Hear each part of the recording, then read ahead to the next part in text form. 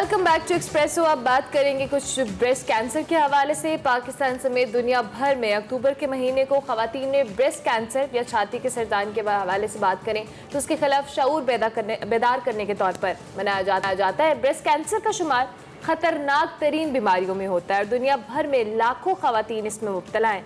पाकिस्तान की अगर हम बात करें, हर साल 90,000 खवातीन इस बीमारी में मुब्तला हो जाती हैं, जिसमें तकरीबन 50,000 खवातीन मौत के मुंह में जाती हैं। लेकिन सवाल यहाँ पर यही पैदा होता है कि ब्रेस्ट कैंसर बेसिकली है क्या, किस तरह से लाक होता है, कौन कौन सी वजूहात हैं और किस तरह से इसको ट्रीट किया जा सकता है। इसकी स्टेजेस के हवाले से भी हम बात करेंगे और इसकी प्रिवेंशन क्या हो सकती है और सबसे बढ़कर अवेयरनेस होना कितना ज़रूरी है। पाकिस्तान में इस हवाले से कितनी आगाही है। बिल्कुल, इसी हवाले से हमारे साथ डॉक्टर जुबैदा काजी मौजूद हैं। ये प्रेसिडेंट हैं पिंक पाकिस्तान की और मुख्तलिफ औकात के ऊपर आप इनको देखते भी रहते हैं। हमने भी सोचा कि आज इनसे एक नशिस्त की जाए और बात की जाए। Doctor Zubaida, thank you very much for your precious time and for being here. इस सबसे पहले तो आप अपनी ऑर्गेनाइजेशन के हवाले से भी कुछ नई डेवलपमेंट्स हैं आपकी एप्लीकेशन को लेकर, आपके अगले फेज़ को लेकर, इस बारे में भी बताइए। एंड विद दैट किस हद तक हम अवेयर कर पाए हैं अब तक ब्रेस्ट कैंसर के हवाले से पाकिस्तान की खवातीन को। Thank you so much for calling me again on the show. Pink Pakistan trust ने काम शुरू किया विमेन हेल्थ के लिए, जिसके ऊपर मेरी थोड़ी सी expertise breast cancer women imaging में ज़्यादा थी, तो ब्रेस्ट कैंसर के ऊपर हमने काम करना शुरू किया because what we are seeing is this is one of the leading cause of death amongst women. Incidence rate तो ज़्यादा बराबर ही है हमारा वेस्टर्न वर्ल्ड का, लेकिन डेथ रेट्स को हमने देखा कि क्योंकि बहुत ज़्यादा है हमारे यहाँ, और उसकी कुछ वजूहात जो है हमने देखी, वो उसमें सबसे इम्पॉर्टेंट बात ये थी कि लोगों के अंदर इसका शऊर ना होना। अब उसकी बहुत सारी वजूहात हैं। एक तो लाइल्मी तो है, लाइल्मी मर्ज से है, लाइल्मी इस चीज़ से है कि मर्ज हो जाएगा तो जाना कहाँ है, किसको दिखाना है। दूसरा ये कि सोशल टैबू है, उसको ब्रेक करना बहुत ज़रूरी है कि लोग औरतें इस बारे में बात नहीं कर सकती, अपने मर्दों के साथ डिस्कस नहीं कर सकती, तो ये टैबू ब्रेक करना भी बहुत ज़रूरी है। तीसरा ये कि हेल्थ फैसिलिटीज़ हमारे यहाँ जो है वो इतनी स्ट्रॉन्ग अवेलेबल नहीं है, लोगों को इतनी नाकस हैं कि लोग नहीं पहुँच पाते बर वक्त।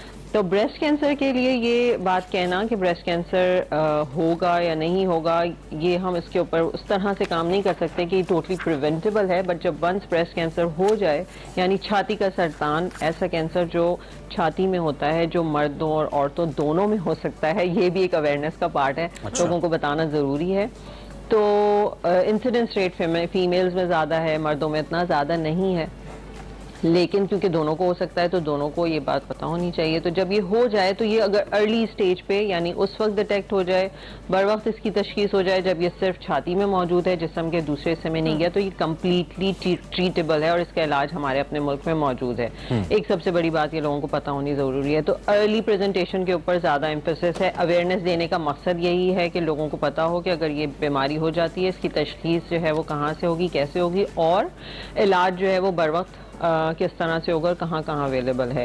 ये इन तमाम चीज़ों पे अवेयरनेस पे हमने काम शुरू किया। अवेयरनेस के बाद हमने ये देखा कि जब हम लोगों को ये बात बता देते हैं कि एक बीमारी है और वो इस तरह से डिटेक्ट हो जाती है, तो आगे फिर जब मरीज़ आपके पास पूछता है कि अब अगर मुझे मसला है तो अब मैं क्या करूँ, अगर मैं अफोर्ड नहीं कर सकता तो मैं किधर जाऊँ, क्या वो इतना लंबा चौड़ा खर्चा जो लाखों का होगा इसके इलाज में, वो मैं फिर कैसे अफोर्ड कर पाऊँ। तो उन तमाम चीज़ों के ऊपर हमने काम किया।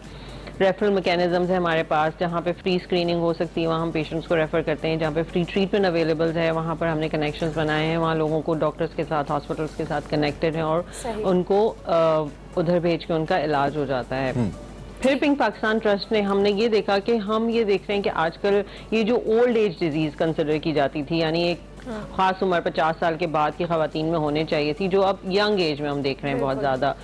30 से 35 का ब्रैकेट जो है वो उसमें बहुत ज़्यादा ब्रेस्ट कैंसर की मरीज़ हमारे पास आते हैं, रोज़ाना आ रहे होते हैं। और यंगेस्ट पेशेंट जो है हमने वो 14 साल की बच्ची में भी देखा है। तो ये यंग एज में क्यों हम अपनी जो है वो पॉपुलेशन में ये ब्रेस्ट कैंसर देख रहे हैं, तो इसके ऊपर जांच करना बहुत ज़रूरी है।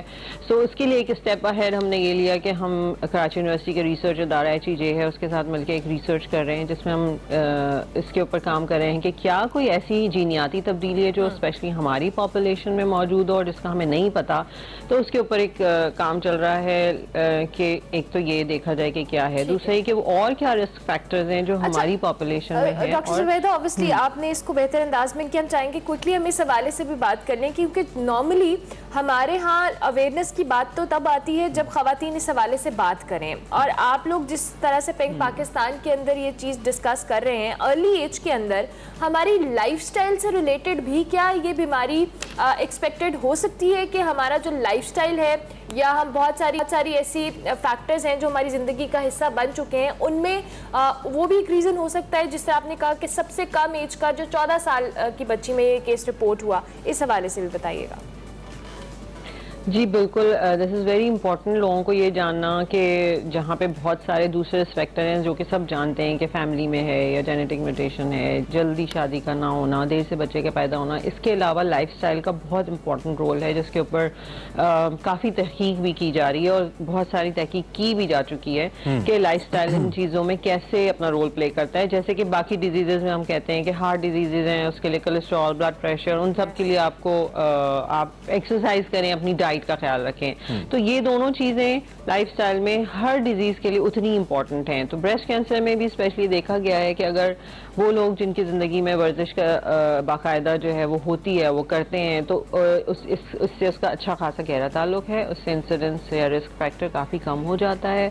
दूसरा ये कि हम अब जैसे मैं आपसे बात करी थी कि जब हम तहकीक करें इस फैक्टर के लिए, तो हम लाइफस्टाइल के हवाले से भी तहकीक करें कि वो क्या चीज़ें हैं जो हमारी ज़िंदगी का हिस्सा शायद बनती चली जा रही है, जिसकी वजह से अर्ली एज कैंसर जो है वो सामने आ रहा है। तो जिसमें खाने में कलर्ड फूड को हम देख रहे हैं कि बहुत ज़्यादा हर घर में इस्तेमाल होने लगे हैं। इसमें I don't know should I mention that और नॉट, वो जो हम मसाले इस्तेमाल करते हैं, यू नो वो जो